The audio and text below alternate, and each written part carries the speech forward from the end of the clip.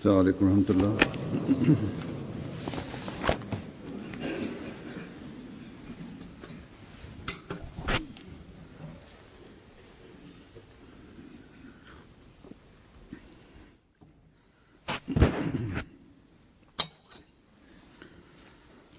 أشهد أن لا إله إلا الله وحده لا شريك له وأشهد أن محمدا عبده ورسوله أما بعد فأعوذ بالله من الشيطان الرجيم بسم الله الرحمن الرحيم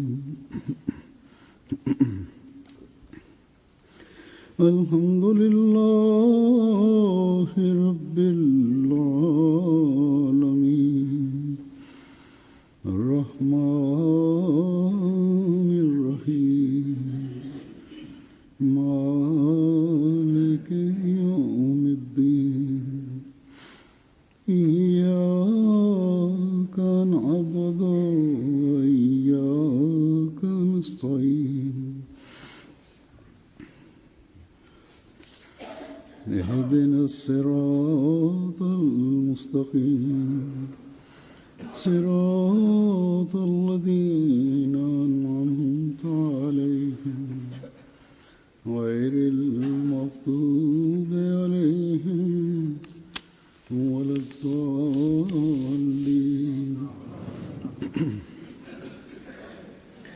يا أيها الذين آمنوا لا تتبعوا خطوات الشيطان ومن يتبع خطوات الشيطان فإنه يأمر بالفحشاء والمنكر ولولا فضل الله عليكم ورحمته ما زكى منكم من أحد أبدا ولكن الله يزكي من يشاء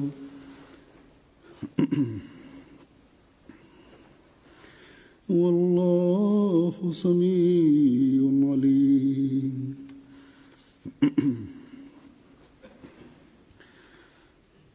इस आयत का तर्जुमा है Bu oyatning tarjimasi shunday: Ey iymon keltirganlar, shayton izlaridan yurmanglar. Kimda kim uning izlaridan yursa, u albatta hayosizlik va yaramas narsalarga buyuradi. Agarda Allohning rahmati va fazli sizlarga bo'lmaganda, sizlardan hech kim pok bo'la olmasdi. Biroq Alloh taolo kimni xohlasa pok qiladi. Alloh taolo juda ham eshitguvchi va doimiy ilm egasidir. Shayton insonga azaldan beri dushmandir va doimo dushman bo'lib turadi. Bu unda doimo qolish uchun biron bir kuch borligidan emas. Aks holda Alloh taolo inson yaralganda unga erkinlik ixtiyori bergan edi. Sababi Alloh taolo o'z bandalarining shayton hujumlaridan saqlanib turishini bilardi. Shaytonning ana shu dushmanligi ochiq oydin emas, balki u har qanday makr hiyla orqali va dunyoviy ochko'zlar orqali inson xohishlarini alangalatib, yaxshiliklardan uzoqlashtirib, yomonliklarga yaqinlashtiradi. Shayton Alloh taolaga aytgan ediki, siz insonni ikki tomonga burilish tabiati bilan yaratgansiz. Men uni o'z orqamdan yurgizaman. Zero yomonliklar tomon ko'proq egiladi. Agar siz menga ijozat bersangiz, men unga har bir yo'ldan hujum qilaman. Har bir yo'l bilan uni adashtiraman. Faqat sizning haqiqiy bandalaringiz men hujumlarimdan saqlanadi. Ularga men makr hilalarim ish ko'rsatmaydi. Bulardan tashqari ko'pchilik men orqamdan yuradi. Alloh taolo unga ruxsat berib marhamat qildi. Sen orqangdan yuradiganlarni men do'zaxga solaman. Bu bilan birgalikda Alloh taolo payg'ambarlarni yuborib insonlarga yaxshiliklar yo'llarini ham xabar qildi. Ularga o'nglanish yo'llarini ham aytib berdi. Ularga dunyo va oxiratni o'nglashga yo'l yo'riqlarni ham ko'rsatdi.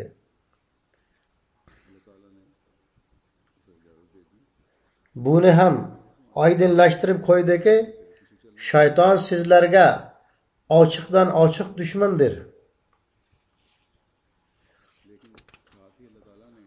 U hamdard bo'lib, sizlarni yaxshilik va xayrixohlik tomon emas, aksincha sizlarni yomonlik va ziyon tomoniga chaqirmoqda.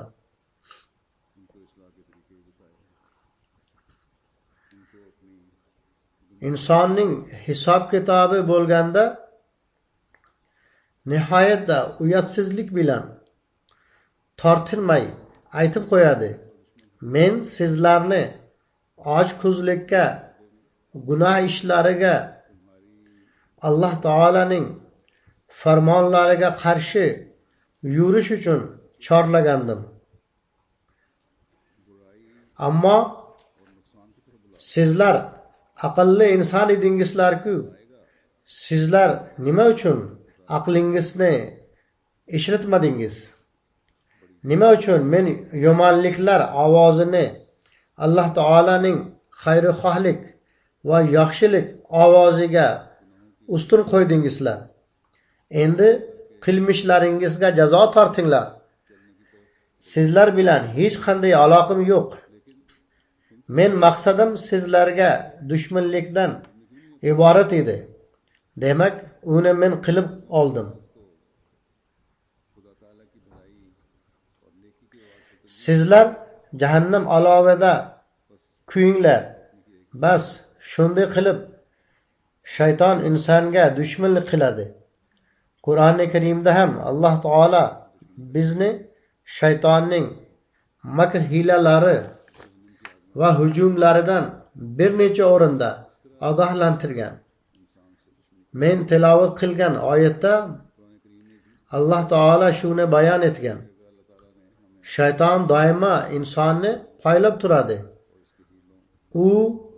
Men uning o'ng, chap, orqa va oldi tomondan hujum qilaman deb aytgandan keyin charchamay hujum qilishi kerak edi va qiladi ham. Hattoki shayton men to'g'ri yo'lda o'tirib insonga hujum qilaman deb aytgan. Agarda bir kishi men to'g'ri yo'lda yuribman, shu sababdan men shayton hujumlaridan saqlandim deb o'ylasa, bu kishining noto'g'ri, xato o'y fikridir. Alloh taolaning g'azabi nozil bo'lganlar va gumroh bo'lganlar ham oldin siroti mustaqim, ya'ni to'g'ri yo'lda edilar. Ular ham Hazrat Musaga, so'ngra Hazrat Iso alayhisalomga iymon keltirgan edilar. Ammo gumrohlik va shirkka berilib, payg'ambar sallallohu alayhi va sallamni inkor etuvchilar bo'lib qoldilar. Demak, Alloh taolo marhamat qiladi. Inson iymon keltirgandan keyin ham uni qo'yavermaydi. Uni gumroh qiladi va bir qancha kishilar uning gaplariga kirib gumroh bo'lib ketadilar. Hattoki musulmon deb ataluvchilar ham murtad va fosiq bo'lib qoladilar. Demak, bu juda katta tahdiddir. Bu shayton degan katta tahdiddan faqat Alloh taolaning xos fazl marhamati saqlay oladi va saqlaydi ham. Alloh taolo bu oyatining oxirida mo'minlarga Alloh taolo eshitguvchi zotdir degan so'zlar bilan tasalli berdi.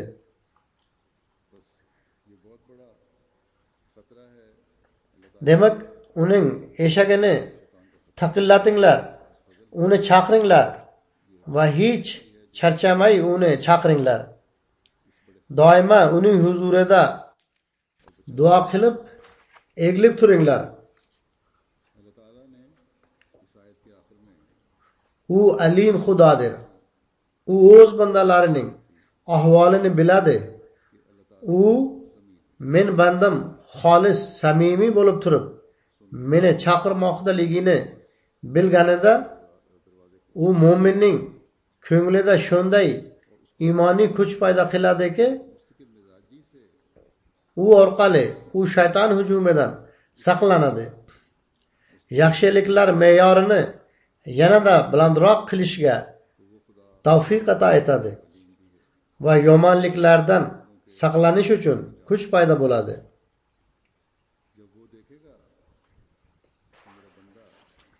Demak, shayton seni xolis bandalaridan bo'lib barchasi men orqamdan yuradilar deb aytganida, bir aqlli inson, bir haqiqiy mo'min buni o'ylash kerakki, xolis bandalar qanday bo'laylik? Xolis banda bo'lishi uchun bu oyatda Alloh taolo bir chora tadbirni aytib qo'ygan. U bo'lsa buzuq va yaramas ishlardan tiyilishdir. Ya'ni Alloh taolaga yoqmagan har qanday keraksiz va behuda narsalardan o'zini saqlanglar. Va kimda kim buzuq va yomon ishlardan saqlansa, Alloh taolaning rahmati uni poklaydi. Va kimni Alloh taolo tozalasa, u pok bo'lib ketadi. So'ng shunday poklarga shayton yaqinlashmaydi. Buni ham esda tutish kerakki, shayton hujumi birdaniga bo'lmaydi. U asta sekinlik bilan hujum qiladi. Bir kichkinagina yomonlikni inson ko'ngliga solgach, bu kichkinagina yomonlik bunda nima bo'lar? Bu katta gunoh emas-ku degan o'y fikrni paydo qiladi. So'ngra bu kichkina yomonliklar katta gunohlarga sababchi bo'lib qoladi. Faqat qaroqchilik va qatl etishgina katta gunoh emas. Aks holda jamiyatning osoyishtalik va tinchlikni buzadigan har bir yomonlik katta yomonlik hisoblanadi. Insonda u nima qilayotganligi sezimi yo'q bo'lib ketadi. Demak, Alloh taolo marhamat qiladiki, agarda poklanmoqchi bo'lsangizlar, agarda Alloh taolaning roziligini olmoqchi bo'lsangizlar, unda charchama yomonliklardan saqlanib, shayton izlaridan yurishdan ehtiyot qilish kerak. Shu bilan birgalikda Alloh taolaning panohiga kelib, charchamay poklanishga ham harakat qilish kerak. Va doimo har bir lahzada Alloh taolaga nido qilib, undan yordam ham so'rash kerak. Shu narsasiz inson shayton hujumlaridan saqlana olmaydi. Endi men Hazrat Masih Maud alayhissalatu vassalamning ayrim iqtiboslarini keltiraman. Ayrim kishilarning ko'ngillarida Alloh taolo nima uchun shaytonni yaratgan degan savol tug'iladi. Nima uchun birinchi kunda yo'q, uning itoatsizligi tufayli uni jazolab yo'q qilmadi? Birinchi kunda yo'q, u yo'q qilinganda dunyoda fitna fasodlar bo'lmasdi. Men bir iqtibosni keltiraman. Hazrat Masih Maud alayhissalom u yerda nima uchun Alloh taolo shaytonni yaratgan? Nimaga uni jazolamadi? degan savollarga javob berayotib marhamat qiladilar. Bu narsa har bir kishi tan olishiga majburki, har bir inson uchun ikkita tortish kuchlari bor. Ya'ni tortadigan ikki narsa bor. Bir yaxshi tortish kuchi bor bo'lib, u ezgu ishlarga tortadi. Ikkinchisi esa yomon tortish kuchi bor bo'lib, u yomonlikka tortadi. Bu narsa turgan gap. Gohida inson ko'nglida yomon o'ylar paydo bo'ladi. U paytda u yomonlik tomon shu darajada egiladiki, birov uni yomonlikka tortmoqda. Gohida ezgu o'ylar uning ko'nglida paydo bo'ladi. U payt u yaxshilik tomon shu qadar egiladiki, go'yo birov uni yaxshilikka tortmoqda. Gohida bir kishi yomonlik qilib, so'ngra yana yaxshilik tomon egiladi. Va nima uchun men yomon ish qildim deb uyaladi. Gohida shunday ham bo'ladi. Bir kishi birovni so'kadi va uradi. So'ngra sharmanda bo'lib, ich-ichidan o'ziga men bu noto'g'ri ish qildim deb aytadi. Keyinchalik u bilan yaxshi muomala qiladi yoki undan kechirim so'raydi. Yomonlikni sezganda. Demak, bu ikki xil kuchlar har bir insonda mavjud. Alloh taolo inson tabiati shunday yaratgan. Islom shariati yaxshilik kuchiga farishta orqali yuz beradigan kuch deb nom bergan va yomonlik kuchiga shayton orqali bo'ladigan kuch deb nom qo'ygan. Masih Maud alayhissalom marhamat qiladilarki, filosoflar bu ikkala kuchlar har bir insonda shubhasiz mavjud, faqat shunigina tan oladilar. Ya'ni yomonlik va yaxshilik kuchlari. Biroq islom shariati yaxshilik kuchiga farishta orqali yuz beradigan kuch va yomonlikka shayton orqali yuz beradigan kuch deb nom bergan. Imom Mahdi alayhissalom shunday deb marhamat qiladilar. Filosoflar bu ikkala kuchning insonda har holda borligigagina ishonadilar. Biroq Alloh taolo u eng uzoqdagi va eng yashirin sirlarni ham aytib beradi va chuqur hamda maxfiy narsalar to'g'risida xabar beradi. U bu ikkala kuchlarni maxluq, ya'ni yaratilgan deb aytgan. Yaxshilikni ko'ngilga soluvchiga farishta va ruhul qudus deb nom qo'ygan va yomonlikni ko'ngilga soluvchiga shayton va iblis deb nom bergan. Qadimgi donishmandlar va filosoflar qalbga solish masalasi behuda va keraksiz emas deb tan olganini u alayhissalom marhamat qiladilar. Ya'ni inson qalbida yomonlik kuchi ham paydo bo'ladi yoki harakat bo'ladi. Shuningdek, yaxshilik kuchi ham paydo bo'ladi. Yanada buni izohlab marhamat qiladilarki, insonda mavjud bu ikkala kuchlar, bularni sizlar ikkita kuch deb aytasizlar yoki ularga ruhul qudus va shayton deb nom berasizlarmi? Baribir sizlar bu ikkala holatni rad etolmaysizlar. Bularni yaratishdan maqsad shuki, toki inson o'zining yaxshi amallariga ajr mukofotga sazovor bo'lsin. Agarda inson tabiati yaxshi amallar qilishga majbur bo'lsa va yomon ishlar qilishdan taban nafratlansa, unda yaxshi amallarga zarracha ham sabab bo'lmasdi. Zero u uning tabiatiga xos bo'lardi. Biroq uning tabiati ikkita kuchlar orasida bo'lgani uchun u yaxshilik kuchiga bo'ysunganda ajr mukofotga ega bo'ladi.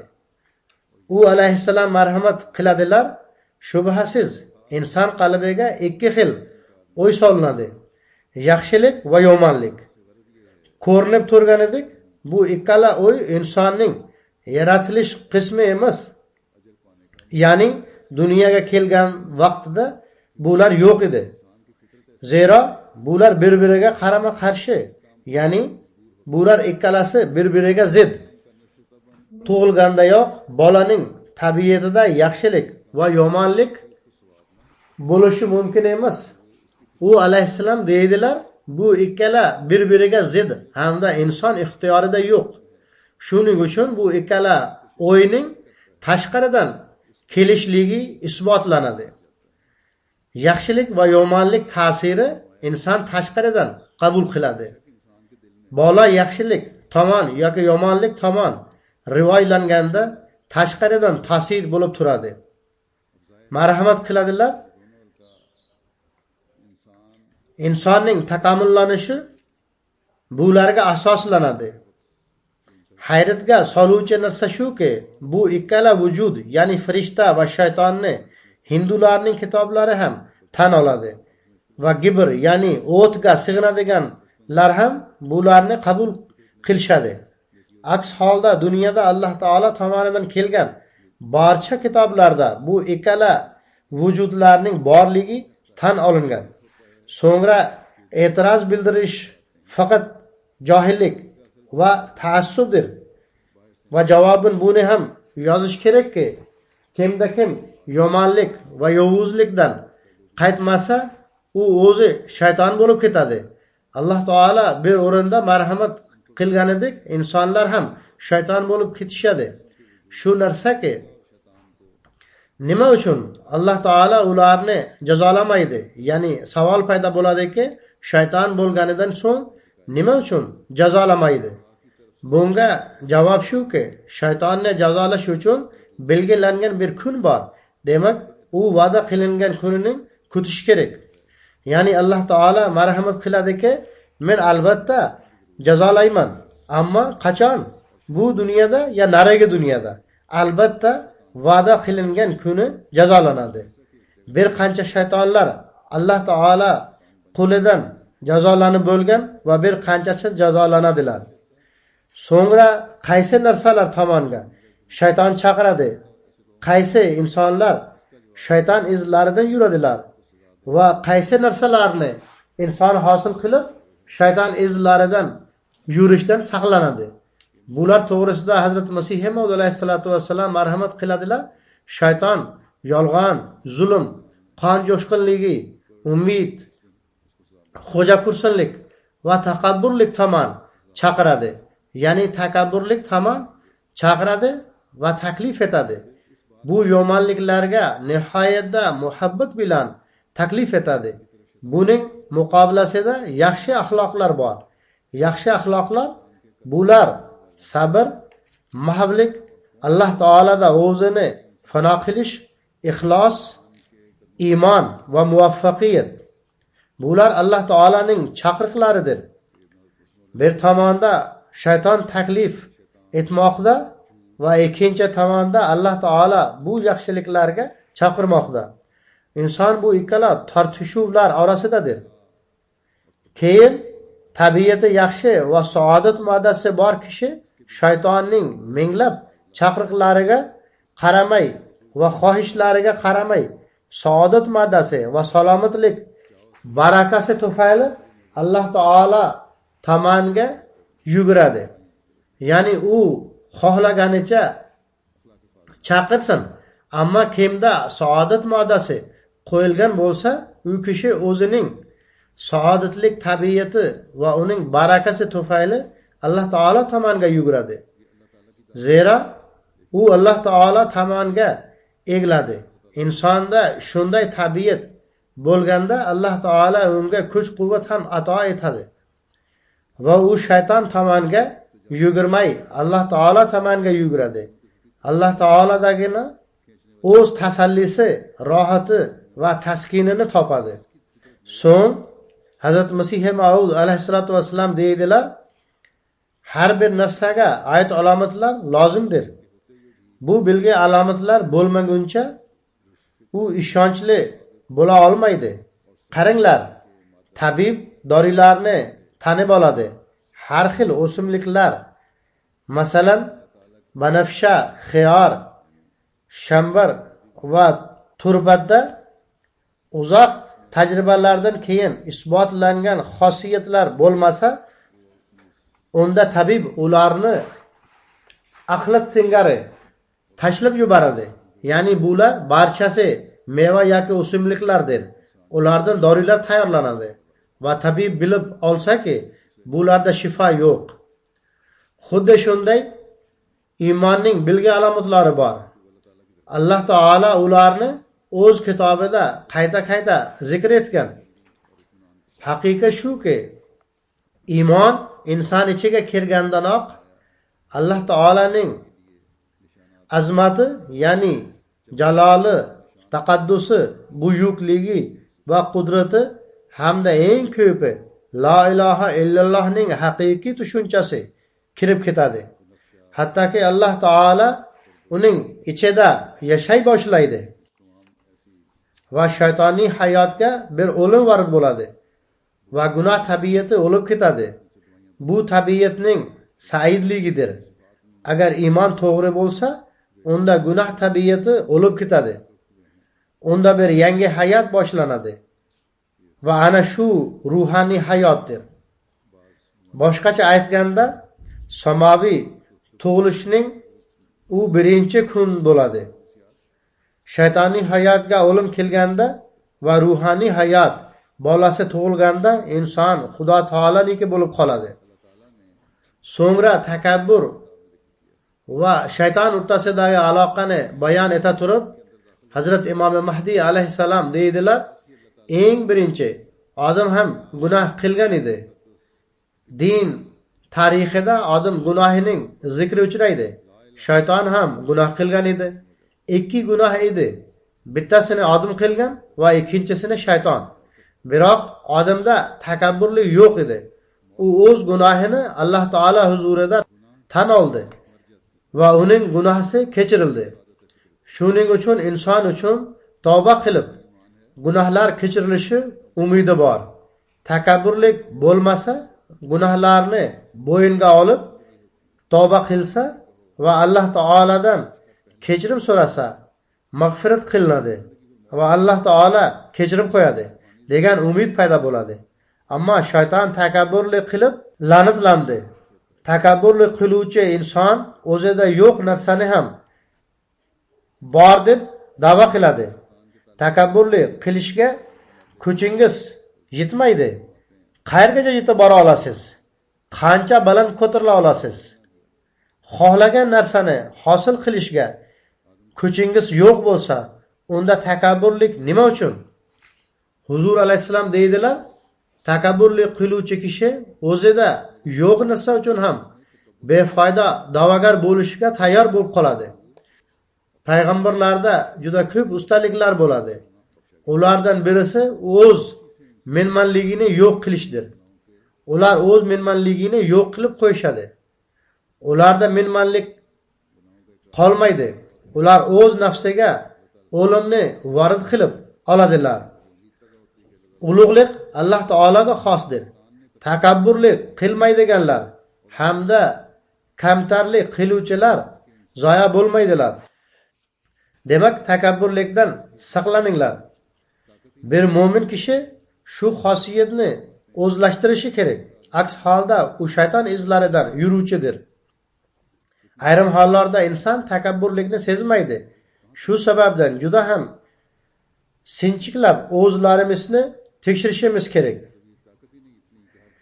Shayton qanday makr hilalar bilan insonni mahkum ushlab oladi? Bu to'g'risida Imom Mahdi alayhissalom deydilar, hech bir gunoh ishini inson qilmasin. U alayhissalom deydilar, inson amallaridan agarda gunoh yo'q bo'lib ketsa, ya'ni hech bir gunoh ishini qilmasa, hech bir ishi gunoh deb nomlanmasa, u holda shayton insonning ko'zi, qulog'i va burnigacha cheklanishni xohlaydi. Agarda u zohiriy gunoh qilmaydigan bo'lsa ham, shayton uning ko'zi, qulog'i va burnida o'tirib qolishini istaydi. Imom Mahdi alayhissalom deydilar, u yerda u g'olib chiqolmaganda hech bo'lmasa yuribda o'tirib olay deb harakat qiladi. Ayrim kishilar zohiriy gunoh katta gunoh yoki kichkina gunohlar ham qilmaydilar. Ayrimlar shunga fursat topmaydilar yoki gunoh qilishga hech narsa sababchi bo'lmaydi yoki biron bir qo'rquv natijasida gunoh qilmaydilar. Tashqi ko'rinishda haqiqatan hech gunohsi yo'q. Biroq shayton agar Alloh taolo bilan aloqasi yo'q bo'lsa, qandaydir yo'l bilan gunoh urug'ini uning qalbida joylashtirib oladi. Go'yo shayton o'z urushni nihoyasiga yetkazadi. Biroq Alloh taolaning xavfi bor qalbda shayton hukumati ishlamaydi. Agarda yurakda Alloh taolaning qo'rquv bor bo'lsa, unda shayton gunoh urug'ini yurakda qo'yishi hech mumkin emas. Imom Mahdi alayhissalom deydilar, nihoyatda shayton umidsizlanib, undan uzoqlashib ketadi. U o'zining menmanligida muvaffaqiyatsizlikka uchrab, u yerdan umuman ketib qoladi. Demak, haqiqiy narsa shuki, Alloh taolaning qo'rquvi inson qalbida bo'lishi kerak. Alloh taolaning qo'rquvi bo'lganda inson ko'pgina yomonliklardan saqlanadi. Bir o'g'ri ham o'g'rilik qiladi. Agarda biron yosh bola ham uni ko'rib olsa, undan ham qo'rqadi.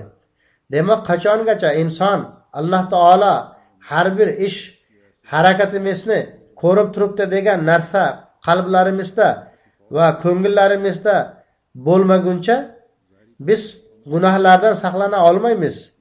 Gohida shayton yaxshilik o'ylarini solib o'z orqasidan yurgizadi. Bir marta yig'ilishda vahiy, ilhom va nafs o'ylari to'g'risida qanday farq bor? Ilhomlar natijasida ko'pchilik qiyinchilikka duch keladi.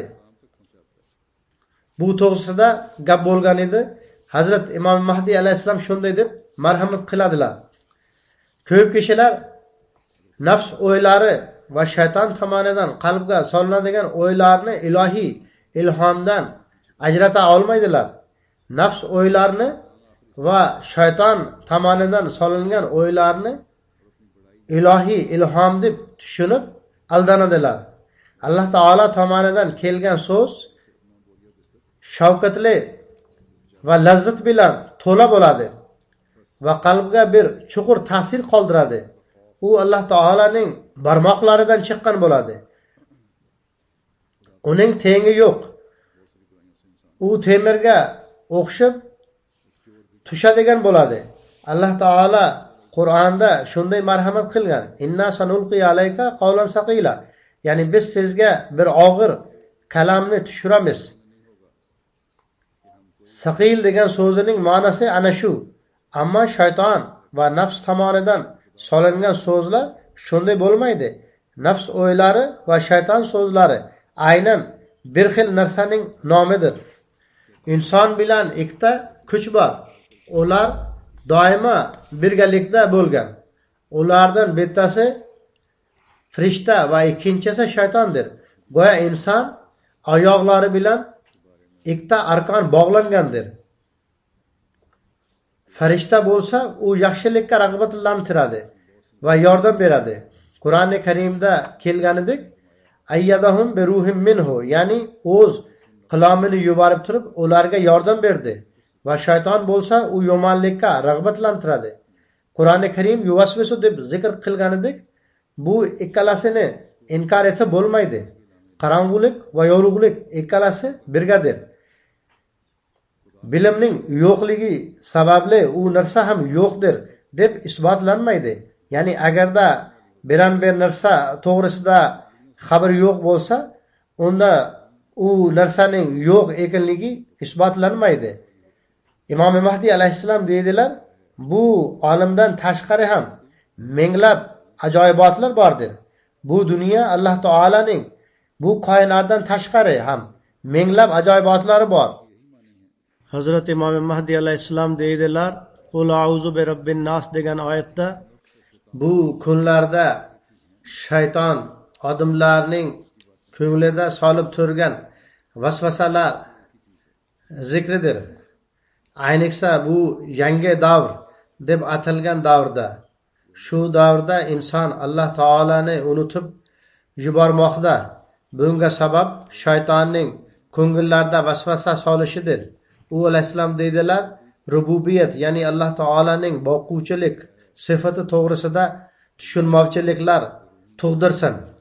Boy odamlar da mol mulkni ko'rib turib insonning bular boquvchilar deb aytishdik. Men bor yo'g'im bulardir. So'ngra shayton qanday vasvasa soladi? Bu misolni oldin keltirdiki, qanday saqlanishimiz kerak? Bu boy kishilar bizning ehtiyojlarimizni qondiruvchidirlar. Ya Alloh taoladan bo'lak ham biron bir zot ehtiyojlarimizni qondiruvchi bormi? Buni izohlab Imom Mahdiy alayhissalom dedilar, shuning uchun odamlar Parvardigorining panohi kerak. Zero Alloh taolo bu duoni qilinglar deb marhamat etgan. Haqiqiy Rabbun Nasning panohida qolaylik. Keyinchalik inson dunyoviy podsholar va hokimlarni butunlay qudratga ega deb ayta boshlaydi. Shunda odamlar maliki Allohginadir deb marhamat qildi.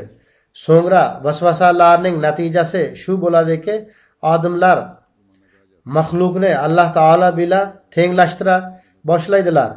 Ulardan xavfsirab va umidlanib turishadi. Shuning uchun Ilohin Nas ya'ni ma'bud Alloh taolaginadir deb marhamat qildi. Bu uchta vasvasa bor va bulardan saqlanish uchun An-Nahl surasida bayon etilgan bu uchta iloji bor. Bu vasvasalarni soluvchi Xannas ya'ni shaytondir. Uning Tavratda uchraydigan nomi Ibroniy tilida Nahoshdir. U Havvo alayhissalomga kelgan edi. Uning ma'nosi bekinib hujum qiluvchidir. Uning zikri bu surada bordir. Bundan ma'lum bo'ladiki, Dajjal ham majbur qilmay hech kim bilib olmasin deb yashirinib hujum qiladi. Dunyoning go'zalligi va yangi kashfiyotlar bordir. Yoki shu kunlarda ta'lim bahonasi bilan Alloh taolo va dindan uzoqlashtirishga e'tibor qaratmoqda. Bu ishga hukumatlar va yirik organizatsiyalar ishtirok etadi. Inson huquqlari nomidan ayrim gaplar aytiladi. Masalan, qaranglar, inson huquqlari to'liq erkinlikni taqozo qiladi, ammo dinsizlarga chek qo'yadi. Ana shu narsalar asta-sekinlik bilan qalblarga solinadi.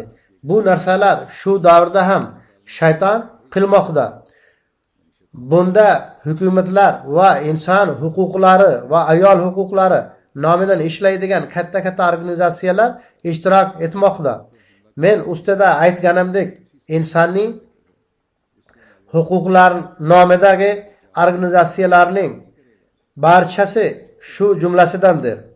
Qayerda ular dindan qaytarishga harakat qilsalar, u yerda har bir kishi, har bir ahmadiy va har bir mo'min buni tushunib olsinki, shu yerda shayton va dajjoliy kuchlar bizga hujum qilmoqchi bo'lmoqda. Yana Hazrat Imom Mahdiy alayhissalom deydilar, shayton o'zi Havvo alayhissalom oldiga borgan deb tushunish noto'g'ridir. Aksincha hozir ham bekinib kelgani singari u paytda ham bekinib borgandi. Biron bir vujud yoki shaxs Havvo alayhissalomga borgan emas. Faqat shunday vasvasalar solgan edi. U alayhissalom deydilar, u shayton o'z o'ylarini birovning ichiga solib qo'yadi va u kishi uning o'rinbosari bo'lib qoladi. Xuddi shunday shayton dinga muxolif bo'lgan biron kishining ko'ngliga bu narsani solib qo'ygan edi va u yomon kishi uning ko'ngliga vasvasa soldi. Hazrat Odam yashaydigan behisht yerda edi, fazoda emas edi. Qur'oni Karimning birinchi suradanoq Alloh taolo shunday deb ta'kidlab o'tdi: mag'zub alayhim va zollindan bo'lmanglar. Ya'ni ey musulmonlar, sizlar yahudiylar va xristianlar xosiyatlarini o'zlashtirmanglar. Bunda bu xush xabar ham borki, musulmonlardan ham ayrim kishilar shunday qiladilar. Ya'ni shunday bir davr keladiki, ulardan ba'zilari yahudiy va xristianlarning xosiyatlarini o'zlashtirib oladilar. Sababi shuki, buyruq doimo ayrim buzib turuvchilar bor masalasi bo'yicha beriladi. Ya'ni bir boshqa o'rinda dinni dunyodan ustun qo'yish kerak degan narsa to'g'risida bayon qilib turib, Hazrat Masih Maud alayhissalatu vassalam deydilar: qaranglar, odamlar ikki xil bo'ladilar. Birinchisi islomni qabul qilib, dunyo ishlari va savdo sotiq bilan band bo'lib qoladilar. Shayton ular boshiga minib oladi. Bundan savdo sotiq man etiladi degan ma'no chiqmaydi. Sahobalar tijorat ham qilar edilar, ammo ular dinni dunyodan ustun qo'yardilar. Ular islomni qabul qilib, islom to'g'risida qalblarini ishonch bilan to'ldiradigan bilimni hosil qildilar. Ana shu sababdan ular hech bir maydonda shayton hujumlaridan yengilgani yo'q.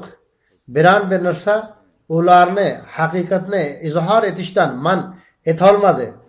Men aytganimning maqsad muddaosi faqat shuki, faqat dunyoning bandasi va quli bo'lib qolganlar, go'yo dunyoga ishqiboz bo'lgan kishilarga shayton g'olib chiqadi va ularni mahkam ushlab oladi. Ikkinchi guruh esa dinni rivojlantirish tashvishda bo'ladigan guruhdir.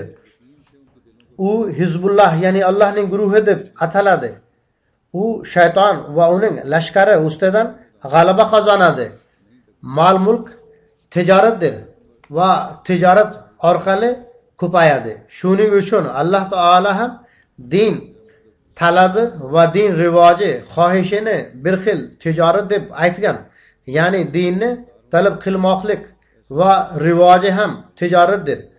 Oddiy mol-mulk, ya'ni dunyoviy mol-mulk bu dunyoning o'zida qolib ketadi. Ammo bu tijorat va mol keyingi hayotda foyda ko'rsatadi.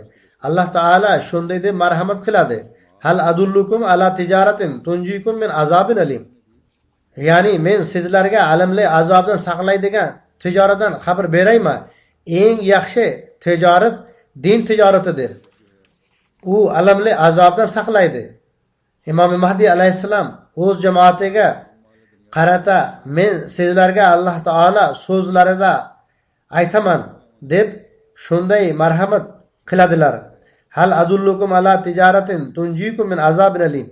Demak, biz shu davr imomi va Alloh taolo yuborgan zot Masih Maud va Imom Mahdi alayhissalom bizni chaqirib turgan yo'llardan yurib tijorat qilishimiz kerak. Toki biz shayton izlaridan yurishdan saqlanaylik va Alloh taolo roziligini olib turib alamli azobdan saqlanaylik. Maxfiy gunohlardan saqlanish to'g'risida e'tiborimizni qaratib, Imom Mahdi alayhissalom marhamat qiladilar. Biron bir kishi musibatga duchor bo'lganda xato u kishiniki bo'ladi. Musibatga tushgandan keyin bu Xudo taolo tomonidan deb aytish noto'g'ridir. Xato Xudo taolo tomonidan bo'lmaydi, insonning o'zi tomonidan bo'ladi. Ayrim kishilar tashqi ko'rinishda yaxshi kishi deb ko'rinadi va inson uning musibatga tushganida yoki yaxshilikdan mahrum qolganida taajjublanadi. Biroq dar haqiqat maxfiy gunohlari uni shu holatga yetkazishga sababchi bo'ladi. Alloh taolo juda ham kechirguvchi va afv qiluvchidir. Shuning uchun insonning maxfiy gunohlaridan hech kimga xabar bo'lmaydi. Lekin haqiqat shuki, maxfiy gunohlar zohiriy gunohlarga qaraganda yomonroq bo'ladi. Gunohlar ahvoli ham kasalliklarga o'xshaydi. Ayrim yirik kasalliklarni har bir kishi bilib oladi. Ya'ni zohiriy kasallikni bilib oladi. Ammo ayrim shunday maxfiy kasalliklar borki, gohida ularni kasal kishi o'zi ham qanchalik xavf xatarda tushganligini bilmaydi. Tuberkulozning ahvoli ham xuddi shunday. Boshlanishda tabib ham uni bilolmaydi. Hattoki kasallik xavfli tus oladi. Gohida eng oxirgi bosqichga yetib borganda bilinadi. Rak kasalligining ahvoli ham shunday. Zohiran juda ham sog'lom kishi ko'rinadi. Birdaniga uning rak kasalligi bilan chalinganligi va davolanib bo'lmaydigan bosqichga yetib borganligi hamda taralib ketganligi ma'lum bo'ladi va inson bir oy ichida halokatga uchraydi. Bas u alayhissalom deydilar, kasallik bilinmagandek insonning ichki gunohlari ham uni sekin-sekin halokatga yetkazadi. Alloh taolo o'z fazli ila rahim qilsin. Qur'oni Karimda shunday deb marhamat qilinadi. Qad aflaha man zakkaha, ya'ni o'z nafsini tozalagan kishi najot topadi. Ammo nafsni tozalash ham bir xil o'limdir. Jami yaramas axloqlarni tark etmaguncha nafs tozaligi topilmasi. Ya'ni shayton yurgizishni xohlagan barcha yomon va yaramas axloqlar, u buzuq va yaramas munkir ishlar qildirmoqchi bo'ladi. Alloh taolaga yoqmagan har bir narsa munkar deb ataladi. Baribir yomon axloqlarni tark etmaguncha nafs tozaligi hosil bo'lishi mumkin emas. Har bir kishida shar, ya'ni yomonlik moddasi bo'ladi. Ana shu uning shaytoni bo'ladi. Uni o'ldirmaguncha ish bo'lmas. Oldin zikr qilinganidek, bizga doimo Alloh taolaning panohsi kerak. Va doimo o'zimizni hisob-kitob qilishimiz kerak. Shaytonni o'ldirish uchun biz qanday ish tutishimiz kerak? Bu to'g'risida Hazrat Masih Maud alayhisolatu vasallam shunday deb marhamat qiladilar. Payg'ambarlar ilohiylikning ko'rinishi hamda Alloh taolaning ko'rsatuvchi zotlar bo'ladilar. So'ngra payg'ambarlarga ko'rinishi bo'lgan insongina haqiqiy musulmon va ergashuvchi bo'ladi. Sahobalar bu sirni tushunib olgan edilar. Ular payg'ambar sallallohu alayhi va alihi vasallamning itoatida o'zlarini shunday mahv qilganki, ular vujudida boshqa hech narsa qolmagan. Ularni ko'rgan har bir kishi mahvlik olamida topardi. Ular Alloh taolaning yaqinligini topishda va Muhammad Rasululloh sallallohu alayhi va alihi vasallamning yo'lidan yurishda mahv edilar. Demak, esda tutinglar, biz murid va mu'taqidlarga kirdik degan da'vo sahobalar mahvlik va itoatda yo'qolgan edik. Itoat va mahvlikda yo'qolgandagina rost bo'ladi. Buni yaxshilab eslab olinglar.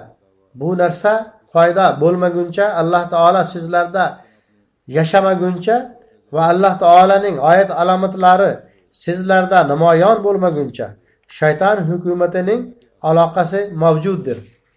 Alloh taolo bizga kuch-quvvat bersin. Biz xolis bo'lib turib Alloh taolaning bandasi bo'laylik. Barcha buzuq va munkir ishlaridan saqlanaylik va har qanday takabburlikdan saqlanaylik. Alloh taolaning fazl marhamatiga varis bo'lishimiz uchun o'z nafslarimizni tozalashga harakat qilaylik. Bizning ko'zimiz doimo Alloh taolada bo'lsin. Doimo u bizning Parvardigori bo'lsin. Uning malikligi bizning qalblarimizni egallab tursin. U bizning ma'bud bo'lib tursin va doimo uni chaqirguvchilar bo'laylik. Shayton izlaridan yurishdan saqlanaylik. Alloh taolo bu narsalarga bizga kuch-quvvat ato etsin. Amin.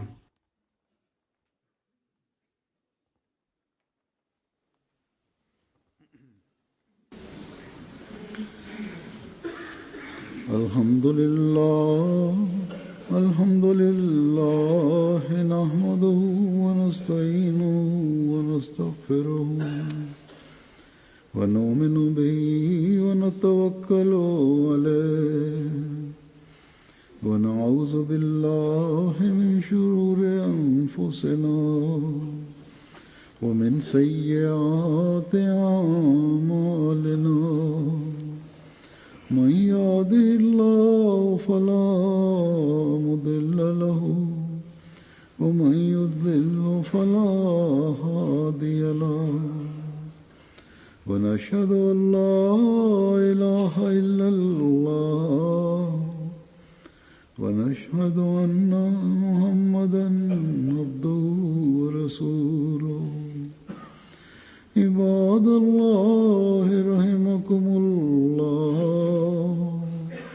إن الله يأمر بالعدل والإحسان وإيتاء ذي القربى